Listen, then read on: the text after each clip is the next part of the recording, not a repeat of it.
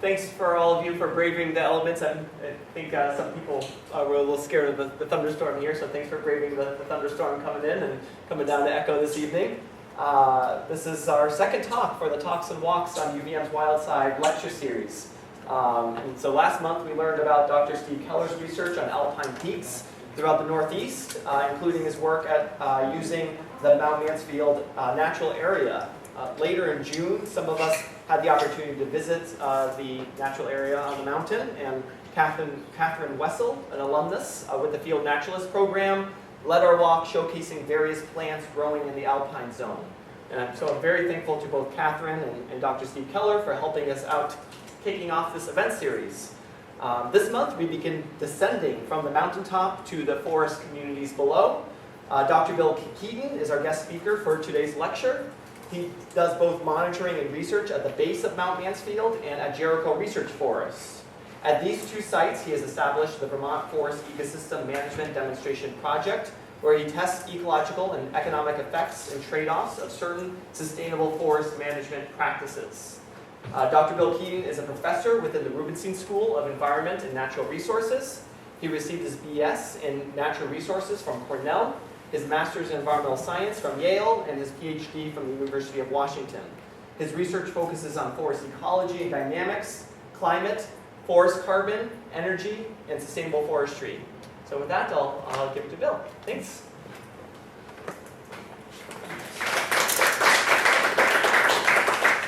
Well, thanks, Josh, for that introduction. Appreciate it. It's a pleasure to be here, and thanks to all of you for coming. As Josh said, my name is Bill Keeton, professor in the Rubenstein School at UVM, and I work on old-growth forests. I work on them all over the world, here in Vermont in the Northeast, other parts of North America, as well as South America, Central Asia, a lot of work these days in Central and Eastern Europe. So this is one of my favorite topics, and I could probably go on for hours and hours about old growth. None of you guys have any plans tonight, right? So if I go on for 3 or 4 hours, that's fine with you. I promise to keep it under that. But there are a lot of different things that we could talk about. And I promised you a little bit about carbon, wildlife, and mushrooms, and old forest restoration. And yeah, for sure, I am going to talk about those things. But I thought tonight I might put this topic into a much larger context. And that's because this is a really exciting time in old forest science and conservation. There is so much happening in the US, in Canada, in Europe, and other parts of the world. So this research that we're doing at UVM and elsewhere has taken on this new significance in that much broader national and global context. And I'd like to think that UVM's work is even influencing some of that in some ways. So we can take a little bit of pride in that. So we are going to talk a little bit about what's happening both in the US broadly around old forest conservation and restoration, and we're going to make some comparisons to Europe as well. So I have 5 key points I want to get through tonight. I want to try to convince you that we finally have a fairly solid understanding of where and how much old forest is left, both in the United States and in Europe. I will tell you about initiatives that are underway on both continents, both to map and inventory old forests, protect them, and also to look at opportunities for restoring more of those forests. And I hope to argue, and I'm open to debate on this topic, I will argue that we have both passive and active options available for old forest restorations. Reserve-based approaches, as well as active silvicultural approaches, which is where more of my work has resided. If we do this, both passively or actively, there are innumerable very important co-benefits that we can talk about, that we've learned about here in Vermont. Biodiversity, yes, for things like mushrooms, but also many other taxa. Carbon and climate mitigation, hydrologic regulation, and flood control, so important right now in the context of extreme precipitation events in Vermont. So that's something we could talk about a little bit. And then this entire topic is nested within this much larger context or issue of global change. And by that I mean not just climate change, but also invasive species, land use changes, land use pressures, all of which makes this kind of sustainable forestry, just like you would for any kind of sustainable forest management, highly challenging. So we always have to think about that future context as well. Okay, so no further ado.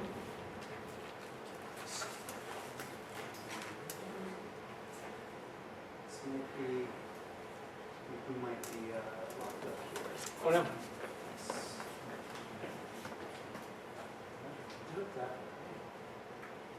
There we go. Okay. Great. So let's start off with just sort of this idea about old forests. I'm not sure what your experience or familiarity level is, whether you have a forestry background, landowners, ecologists, biologists, or whatever it might be, or policy folks, but you probably all have some sense of what we mean by old forest. You know, often it evokes something like really deep in our human psyche, especially if I use words like primeval forest, virgin, or primary, and you get, or ancient. You get this idea that this is something that's been around for a long time. There's maybe even a sense of nostalgia a little bit for something that existed in the past that is now rare. We talked about this a little bit, me, Leonard Barton, and myself, in a fairly recent book we wrote when we edited College and Recovery Eastern Older Forest. I will draw on that a little bit tonight. But even though we all have that sort of innate sense, maybe, of what an old growth forest might be or what it might feel like to be within, we have to be really careful about not overly romanticizing. There's a tendency to think of old forests in terms of like their archetypes, right? The redwoods of coastal California, Douglas fir forests in the Pacific Northwest, the Nova Vegas forests of Tierra del Fuego, places like that, where old growth formations are at their most spectacular. Those are the places that we think about. But old growth forests actually encompass so much more. Those archetypical sites are places where these characteristics are perhaps most pronounced.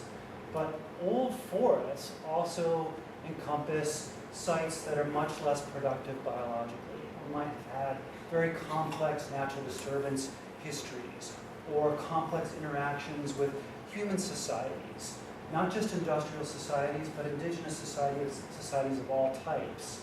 And so old growth forests actually come in all different shapes and sizes, and that's really important because we have to be on the lookout for all different kinds of old growth forests, and if we're not, and if we're just looking for those archetypes, we're going to miss a lot of other important old forest sites that are out there.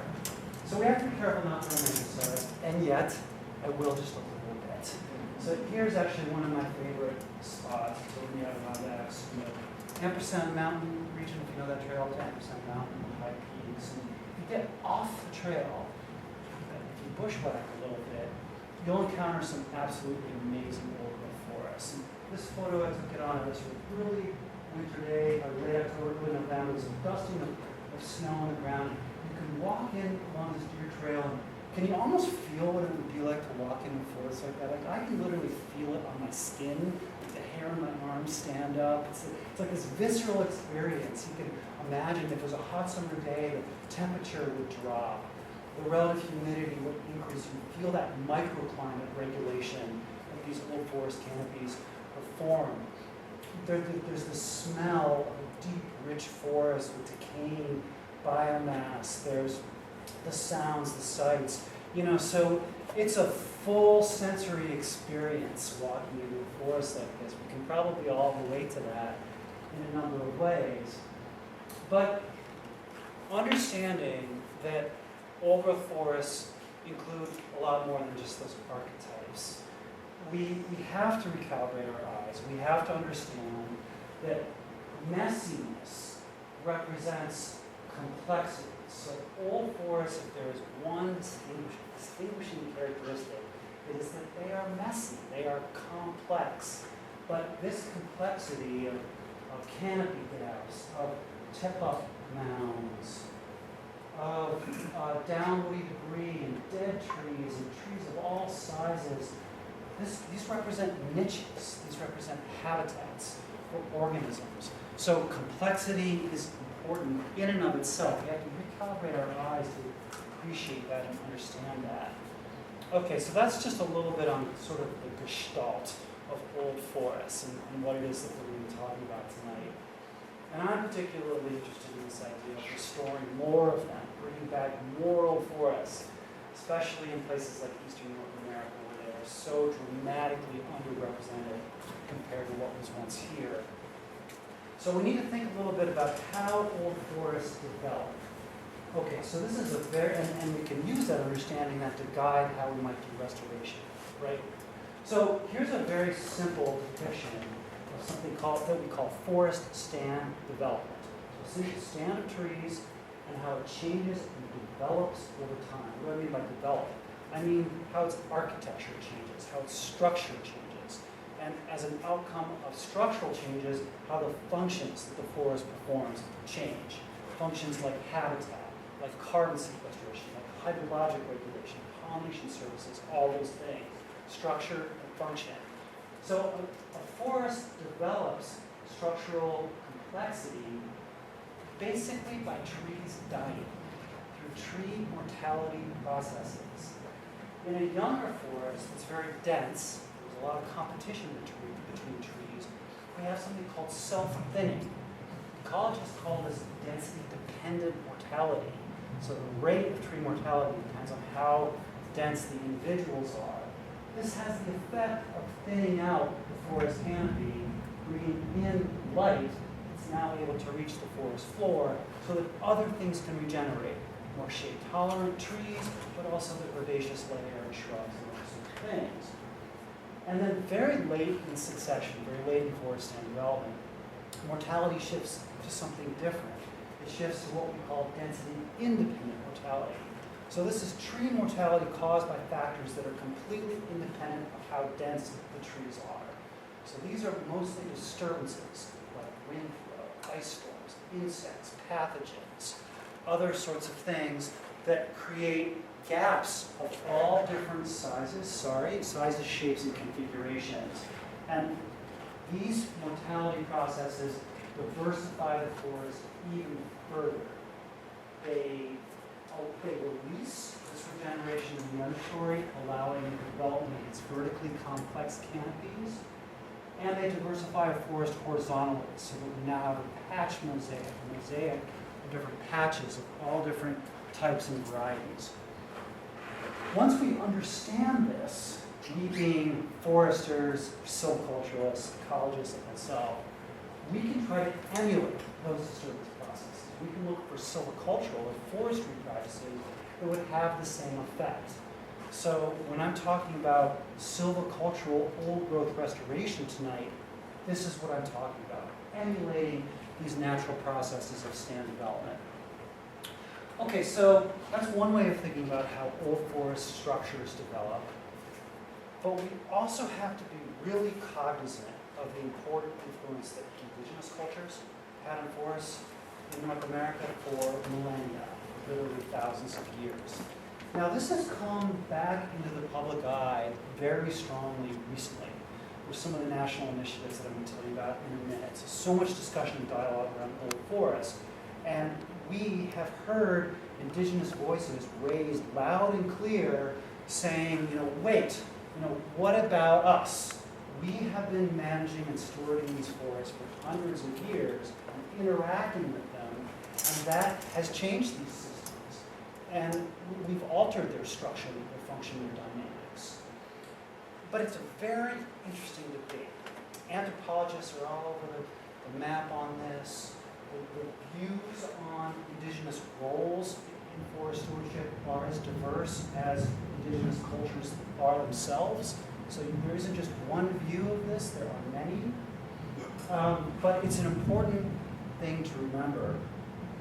The evidence seems to suggest that indigenous stewardship and indigenous cultural practices like pruning and deliberate creation of openings for game habitat, for berry fields, for other things, agroforestry systems, that's what Europeans might call it, intercropping systems, those were used far and wide and abundantly, particularly where Native American populations were high and where those sorts of agricultural practices were well developed. So I'm thinking of places like coastal mid-Atlantic region, where we had a lot of those intercropping systems when colonizers arrived. And out west, where there's a tremendous amount of cultural fire that maintained those old forest systems for hundreds of years. In other regions, parts of northern New England, Adirondacks, Green Mountains, there's some question, there's some debate about how ubiquitous the cultural influences were. There's debate, were they localized, were they widespread, and I don't think we have like a clear understanding of that yet. There will be a lot of discussion in the coming years. Okay, so that being said, about the important role of indigenous peoples in sort of structuring old forest systems in North America, I have also argued that old forests themselves are nevertheless a biological reality. They aren't entirely a cultural construct, as some have argued. My view is that old forests are a biological condition, and I base that argument in the fact that we find these systems globally. They are universal. They are not restricted to just North America. We find them throughout Europe, throughout South America. We find them in South Africa, temperate regions of Africa. We find them in East Asia, in Himalayas, in southeastern Australia. So these are global systems, and we have innumerable species that are co-evolved with these systems throughout the world. Okay, just a real quick kind of recap for those who maybe have less familiarity with this about what we mean by old forests. I've already said a little bit about how they develop, but what are the particular characteristics that we're looking for? Well, we're certainly looking for large trees, right? Like that's the first thing that most people think of. But actually, probably more important is the idea that we have trees of all ages and sizes, all ages and sizes. So it's an uneven aged forest. We have vertically complex canopies that I've talked about earlier that play a very important role in regulating microclimate and intercepting precipitation, slowing through fall, regulating infiltration of water, some of these flood control services that I've mentioned. Large dead trees, standing and downed. I don't have a lot of time to talk tonight about the important role that woody debris has once it falls into streams like this. This is also something that I've worked on quite a bit over in the Adirondacks, right across the lake. And we've come to this appreciation that this is a way in which old growth forests have a dramatic influence on stream systems and also have an effect that reduces flood energy. All that woody debris, those debris dams, have the effect of dissipating flood water energy. So that's also a very important service. Canopy gaps, very important for plants, for insects, for a lot of different biota that seem to key in on the presence of these gaps, these light environments, these temperature environments. So very important characteristic as well. And then last but not least, one of my favorite tip-up mounds. So when trees uproot or fall over, they form, or they can form, these very large structures that we call tip-ups. These are also important habitat for a lot of things. We have a species called winter wren that likes to build its nest in the roots in the mud, where these things form snow caves in the winter. Black bear will sometimes den under them. So they provide habitat for a lot of organisms. Birds will perch on top and drop the seeds that they're carrying in their guts, and we sometimes find shrubs and herbs regenerating only on the tip-up mounds because of that dispersal of seeds by birds. So very, very interesting habitat structure. Okay, so those are some of the things that we look for in mapping and inventorying old growth forests. Now, you might be wondering, why do we have so little left? We think that we have less than 0.5% remaining east of the Mississippi of the old forests that were once here. So why is old growth so rare? Now, I am betting that most of us here are probably familiar with what I'm about to show you, which is a brief recap of the land use history of New England and the northeastern US. But probably most of you are aware that prior to colonization, prior to the arrival of Europeans, we had a heavily forested landscape. It wasn't entirely forested. There were natural disturbances like hurricanes, fire, insects. There was burning and a whole variety of land use practices by indigenous cultures, but it was a landscape predominantly forested. We think about 90%. And that forest was heavily skewed towards this old forest condition. So we can think of this age class distribution that we had prior to European settlement. However, by the mid 19th century, so mid 1800s, that had been dramatically changed. It had been completely reversed through clearing for agriculture, for timber, for settlements, for charcoal, for a whole variety of reasons, for the tanning industry, a whole variety of reasons we were cutting down forests. And by the mid 1800s, we had an age class distribution that looked like this. So a landscape that was primarily open, agricultural, pasture, or young forest. As the landscape was abandoned and settlers moved west, as the US was colonizing the western portions of the continent, the landscape recovered, the forest regenerated, usually naturally. And now, flash forward 150 years, we have this landscape that is entirely secondary forest that has regenerated after abandonment, but it's still undergoing recovery. It's still undergoing stand development. It's not quite there yet.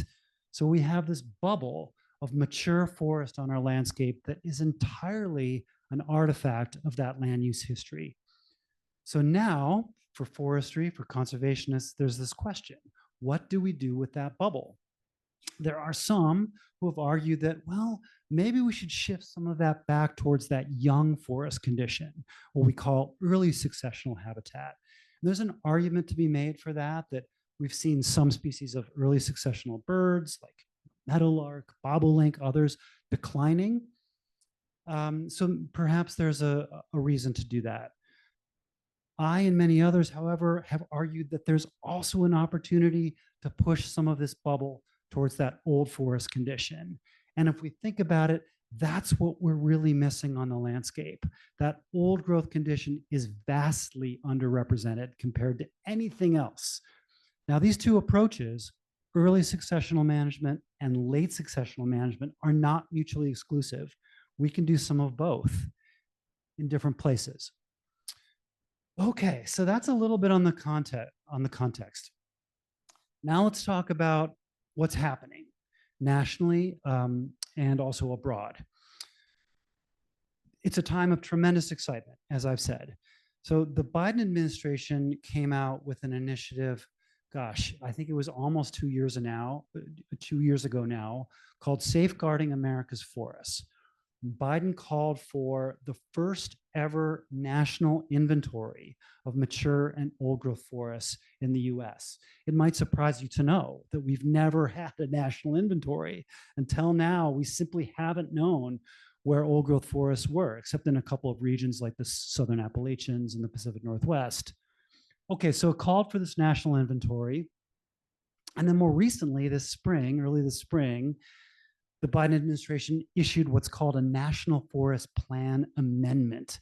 It simultaneously amends every single management plan for every national forest and unit of BLM land in the country, requiring all of them to conserve all remaining old growth forests. So this is an unprecedented initiative. There's some problems though. So here's a map of the inventory. This was produced from something called Forest Inventory and Analysis Data. FIA, Forest Inventory and Analysis, is a nationwide system of monitoring plots that we have.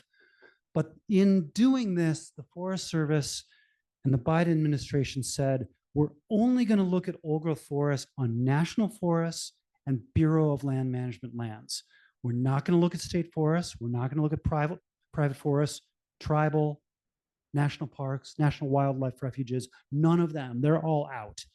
So we ended up with this extrapolation from FIA data, that's this grid that you're seeing here, and the colors represent mature or middle-aged forests and old growth that applies only to national forests and BLM lands.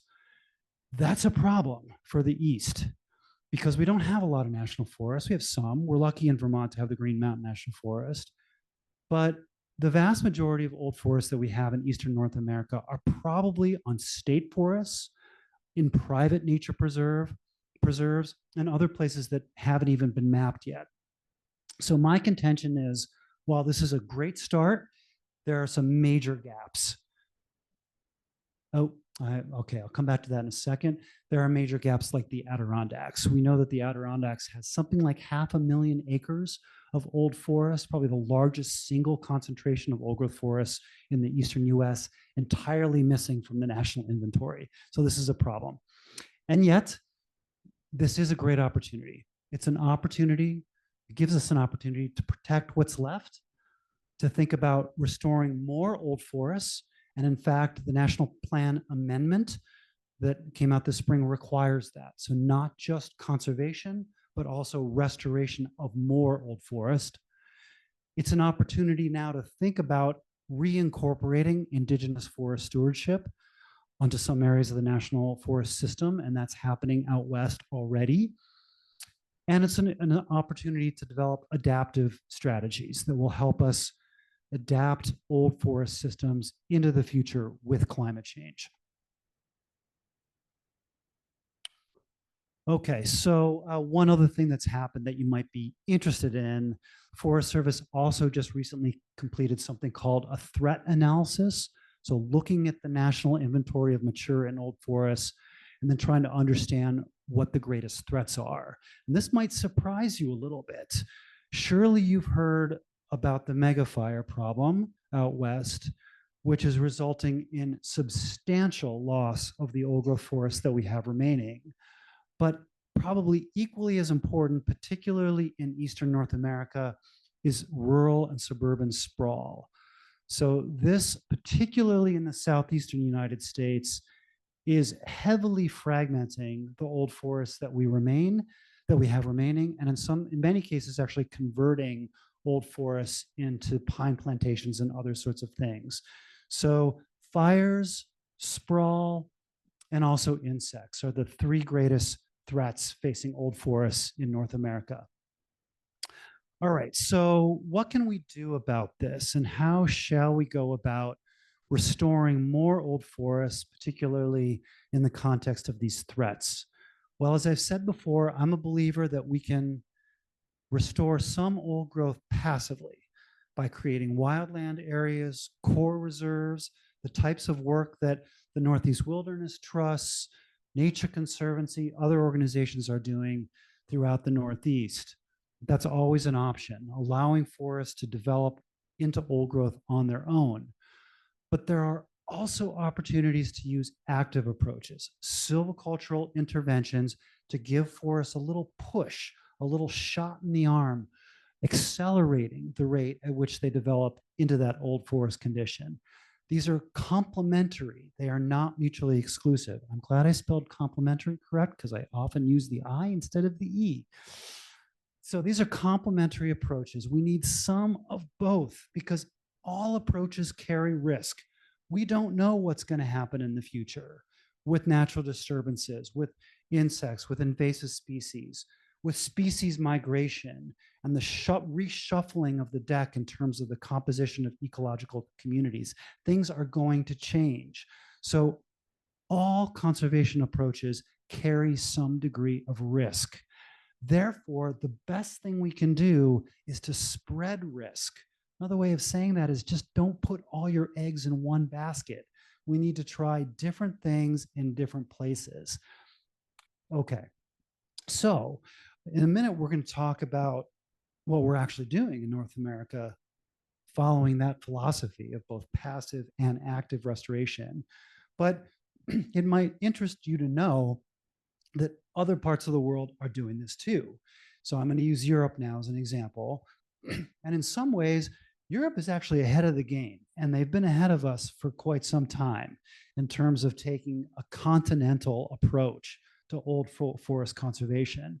So almost 10 years ago now, the EU and affiliated nations like Ukraine, so non-EU members, but partner nations, established a European-wide network of World Heritage sites. You're all familiar with the World Heritage Convention under UNESCO, I hope.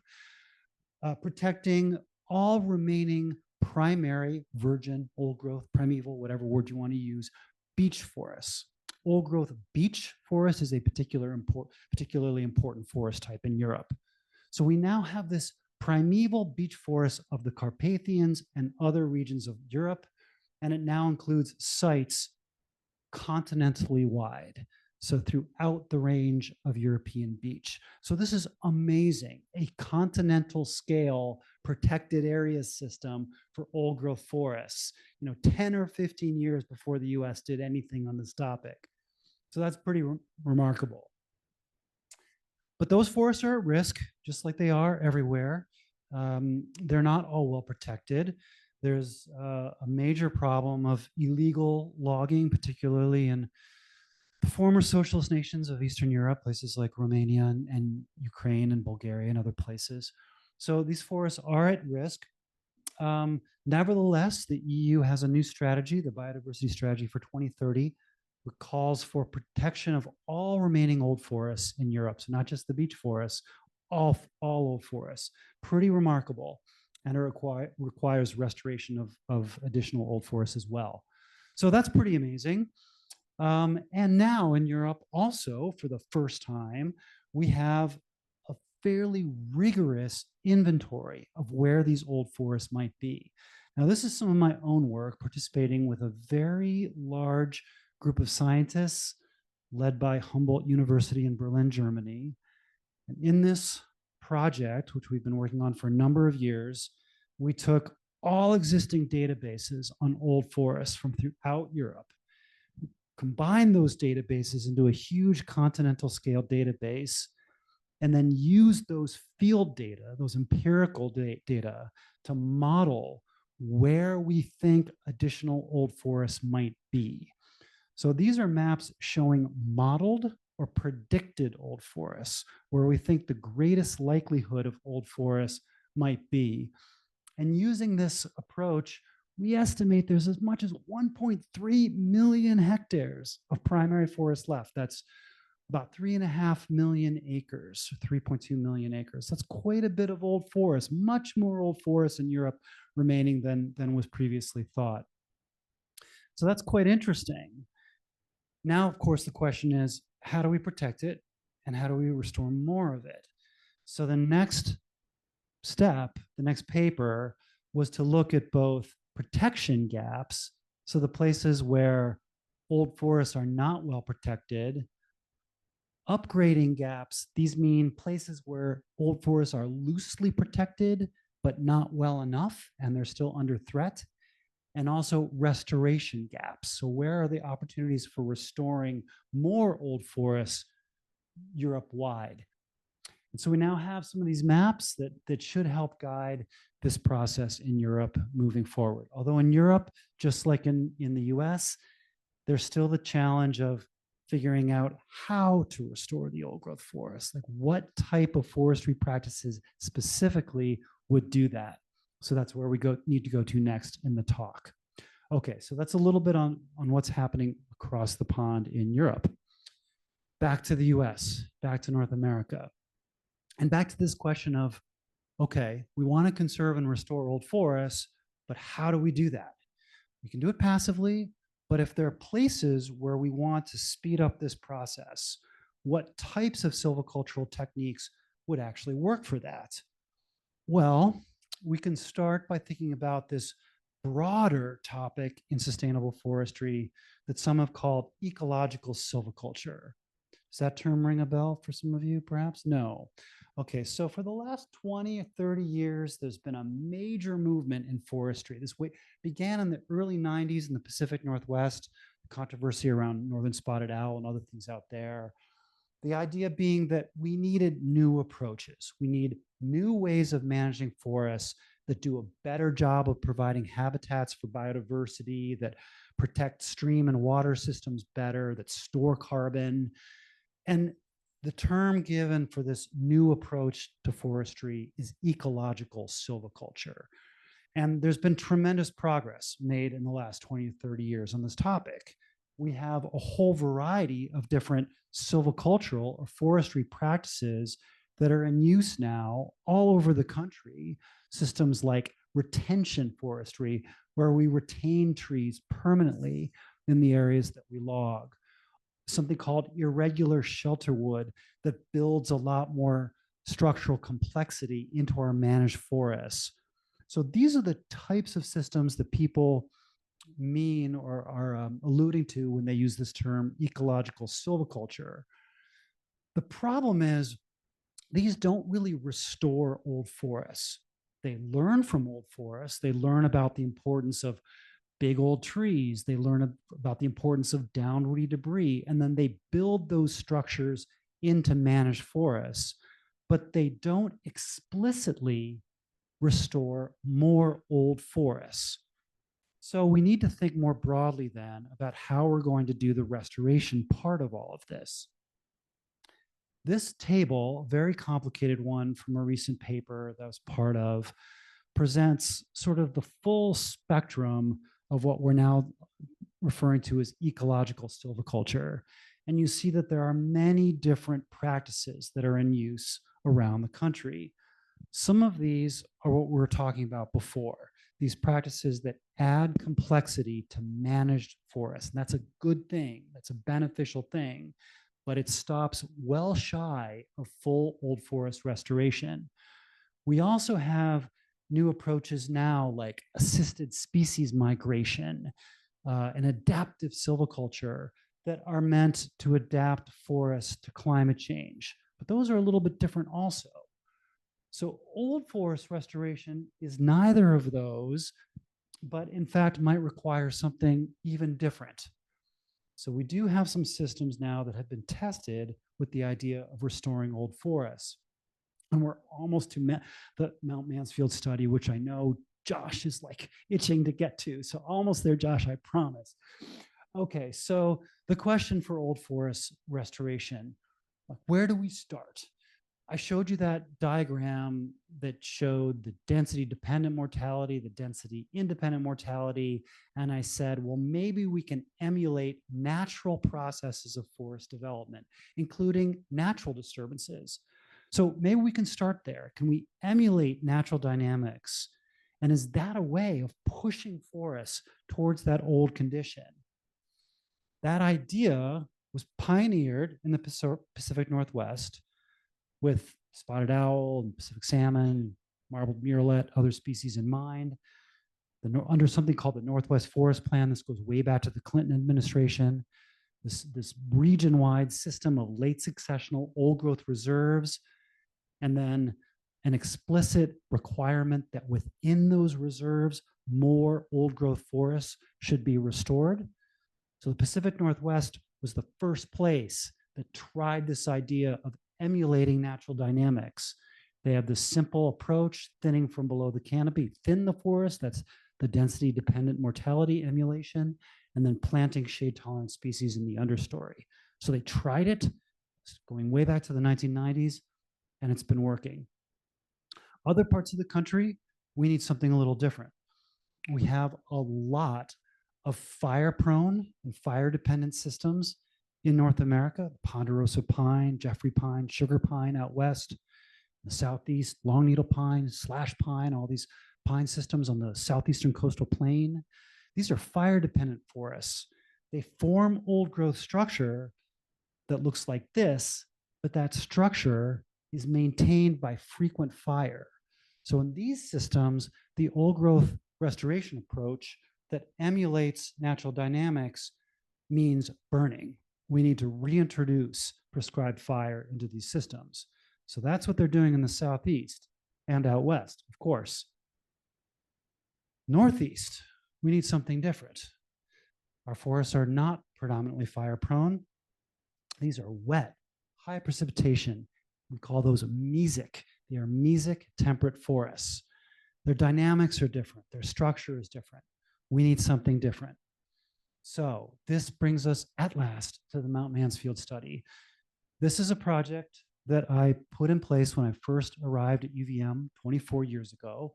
It's called the Vermont Forest Ecosystem Management Demonstration Project.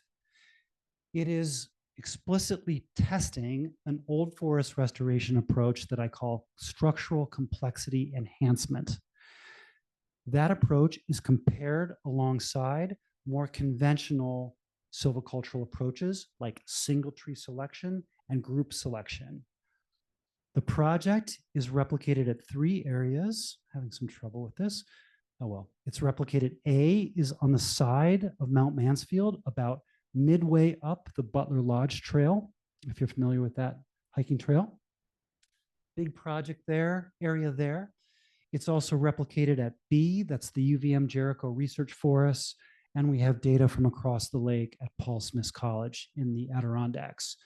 Those of you that are into statistics, it's a randomized block design, so randomized block of treatments that is replicated for statistical power. Inside each of the harvesting units, these are the green squares, these are 5 acres in size. We have these randomly placed long-term sampling plots. Every year or every few years, we go out and remeasure everything in those plots, the trees, the plants, the wildlife. Okay, initiated this project back in 2001, implemented the experimental treatments in 2003. We've been monitoring it for 20 years since then. Okay, how does this work? I know I'm burning through my time here. I'll try to speed it up a little bit. Okay, we started by learning from old forests. So the other part of my research is in old growth forests, mostly across the lake in the Adirondacks. So we tried to learn from the old growth forests that we have left as kind of like reference points. What can we learn about their dynamics, their structures? Then I took a whole bunch of different silvicultural techniques that emulate those different dynamics by which old forests develop. I implemented those, meaning I cut the forest deliberately in 2003. And as I said, we've been following it ever since. And the effects have been remarkable in some places, variable, but remarkable.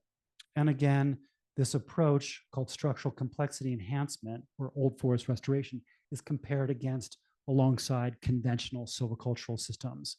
All right, I'm going to skip this one. This is the silvicultural prescription. If I had some hardcore foresters in the room, I do actually. All right, so sorry if people are gasping, don't skip it. Okay, so it's complicated. It's complicated. I might have to explain this in more detail to you some other time. Here are the actual silvicultural prescriptions for structural complexity enhancement, group selection, and single tree. The way this works is there are a whole variety of different structural objectives. Those are these things here.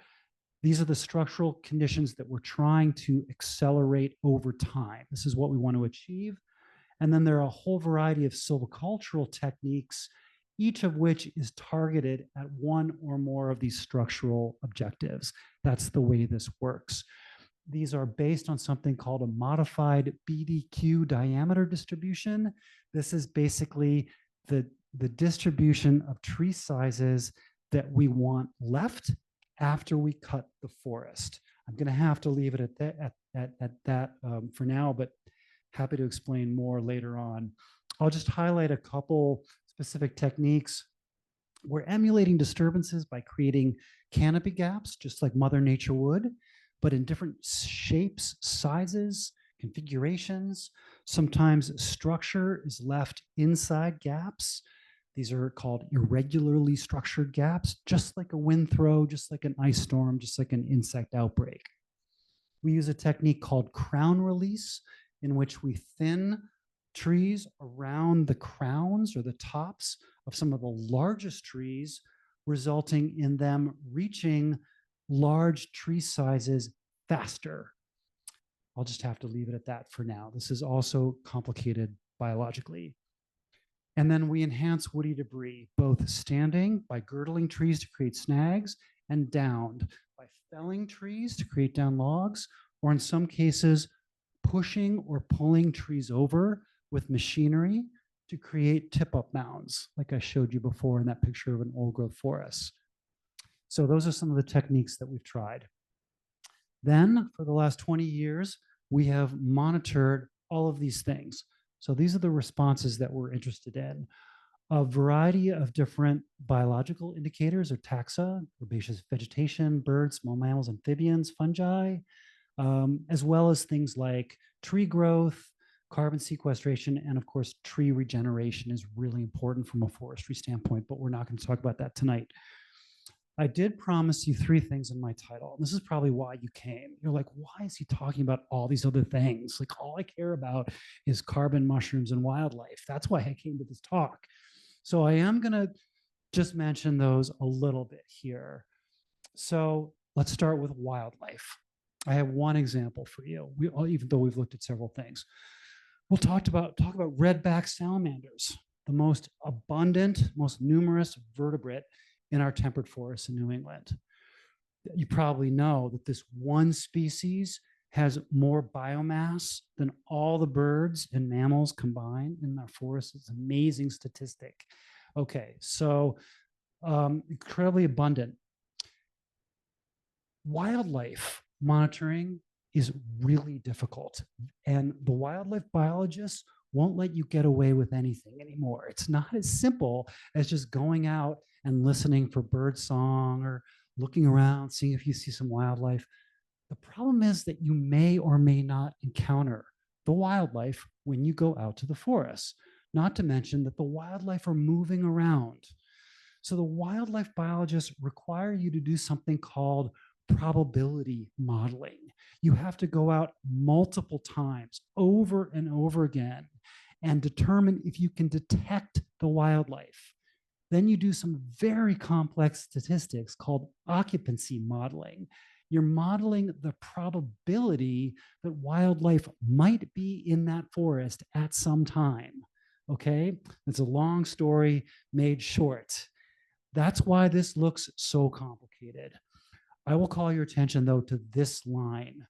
What this is showing us here in this occupancy model is that the salamander populations responded very strongly to this enhanced woody debris that we created, to the down logs, to the snags, to the other things that they use as habitat.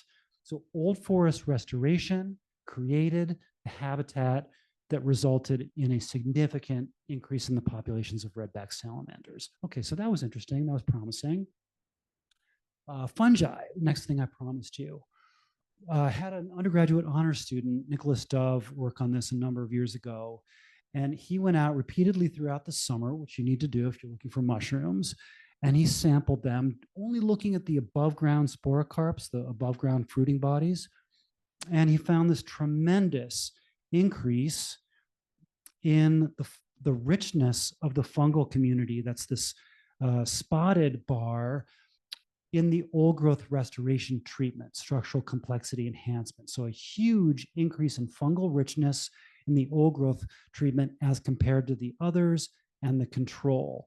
And the increased richness was not just the ones you would expect, like the decomposers, the saprophytic fungi. They were also the mycorrhizal fungi, which is exciting because everybody is interested in mycorrhizal fungi, what's happening below ground with electrochemical signaling and everything else, and as well as many of the edible mushroom species. So this was really exciting. Again, through some complex statistics, we could determine that what was really driving that increase in fungal taxonomic richness was the enhancement of woody debris, both standing and downed, that fungi use as habitat. But it's also true, some of you know about mycorrhizal fungi, right? The fungi that form symbiotic relationships with plant roots and connect plants underground. Most of those have a strong relationship with woody debris and with organic matter in the soil.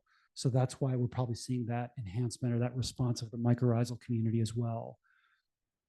Okay, now finally carbon. Carbon is also difficult to measure. You have to quantify carbon moving in and out of a forest.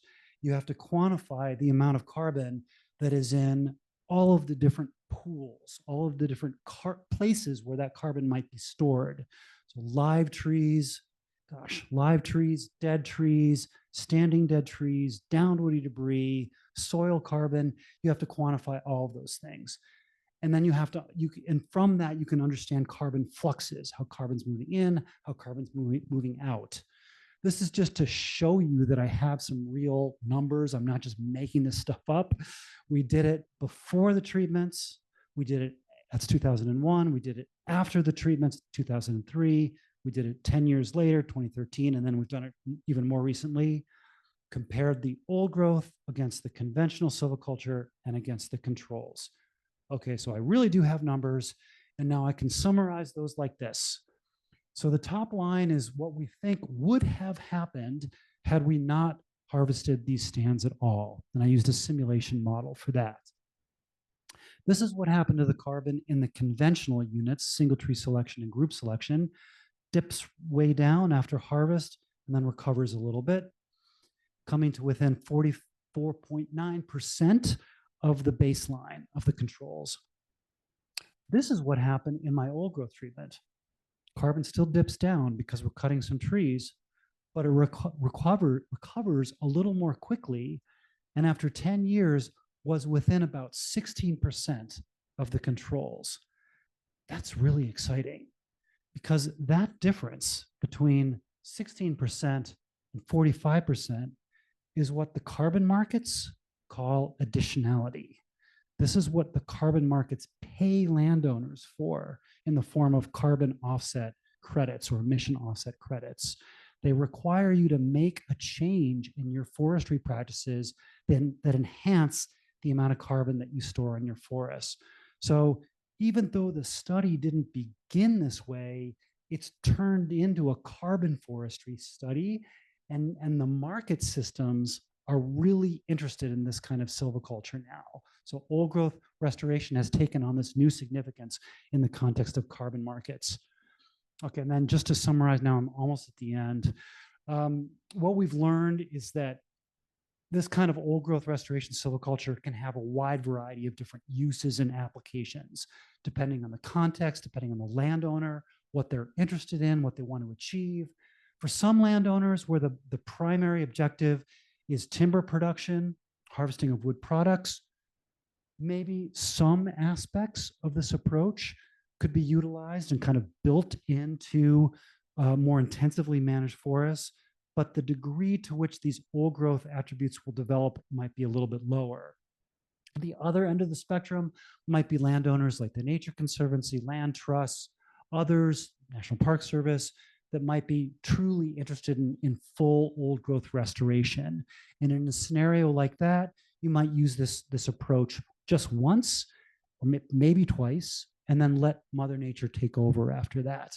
So a variety of applications, and depending on which application, the carbon outcome will also be different. I'll just leave it at that for now.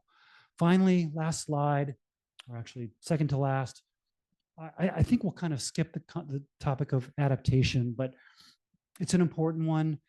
And I think that the science around old growth has shown very clearly that old growth forests have adaptive traits. They have adaptive attributes, like the regulation of their microclimate below their canopies, which protects these ecosystems from the effects of climate change above, like their very, very high genetic diversity, which yields evolutionary potential, helping these systems adapt evolutionarily to climate change, and other things like this that give these forest systems a degree of adaptive potential. Closing thoughts. We can learn from initiatives that are happening on both sides of the Atlantic. So again, exciting times, a lot happening in the US, also in Europe. It's actually really important that we start sharing lessons across the Atlantic. Oops. Let's see. When we have these comprehensive old forest inventories, which we do now, these provide a guide for conservation and restoration. Restoration can be both passive and active. And then restorative silviculture is no longer theoretical. That's a point I really wanted to make. this idea was first proposed way back in the early 90s. And at that time, it was entirely theoretical. But we've now had almost 30 years of experimental research on this topic. And we know that old growth restoration actually works. It's no longer just theoretical. No one size fits all approach. We need a variety of methods. These yield multiple co-benefits: biodiversity, carbon, hydrologic. All of this must be adaptive to climate change. Okay, I've gone a little bit over, but thanks very much. Happy to take a few questions.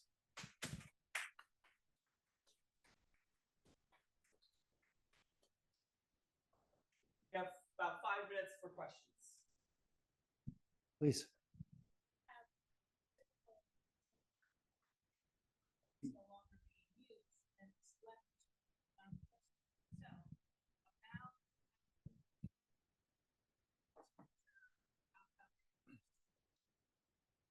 Right. So the very simple rule of thumb is roughly 80 years to get to mature. If we're talking about northern hardwood forest, beech, birch, maple, roughly 150 to get to old growth. But there's a huge range of variability around that. It depends so much on things like elevation, aspect, climate, soils, the agricultural history of the sites. Was topsoil lost in the 19th century? Was it tilled? Did that disrupt the soil structure? What about the soil fertility? All those things affect forest growth and development. So understanding there's a huge range of variability, but roughly that's what we're looking at. Yeah.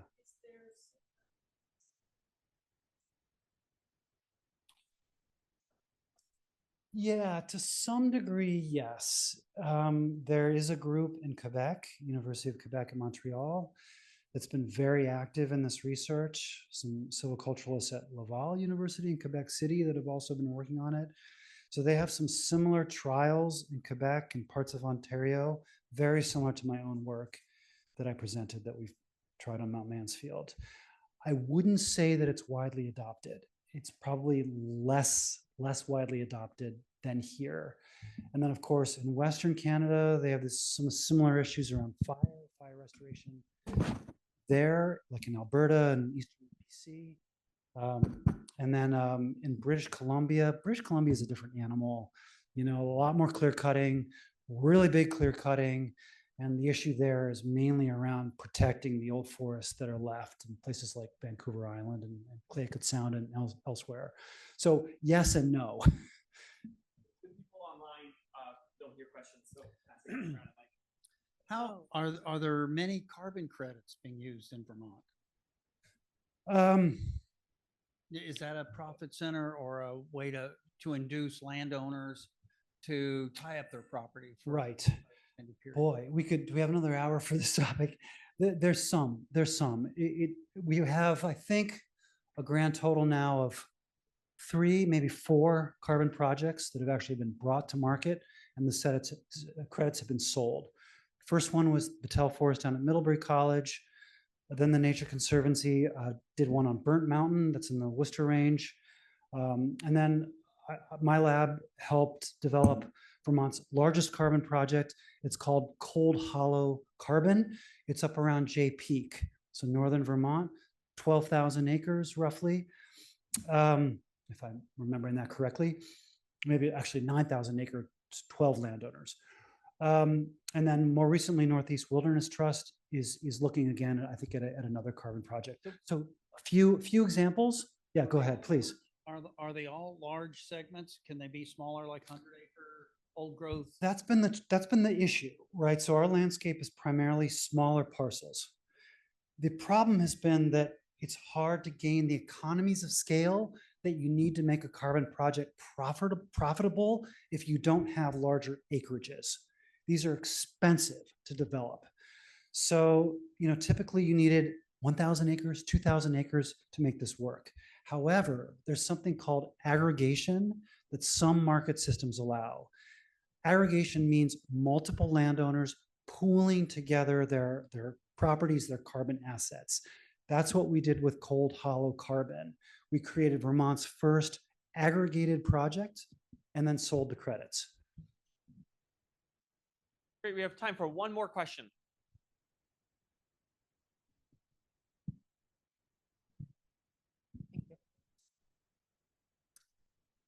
I know that as part of active restoration in Rhode Island, they're experimenting with bringing up trees from the Middle Atlantic that are not necessarily hardy there yet. Right. And I wonder if you're experimenting with some of that or advocating for some of that as we get further into climate change considerations. Yeah, thanks for that question. That's a great one. That's been called assisted migration or adaptive silviculture. That's actually a whole nother study and a whole nother network of sites that have been established across North America. I think it's complementary of this work. I did not use assisted migration in my own study. We relied entirely on natural regeneration. We didn't plant anything, but there's absolutely no reason why you couldn't create small gaps, for example, as we did in this study, and then also underplant those gaps with a variety of different species, including more southerly species or what people are calling future adapted species, if you thought that that would be advantageous. I think the jury is still out on some of this, and it'll be interesting to see where that goes. Great, let's give Dr. Keeton a round of applause. Thank you so much. Thank you.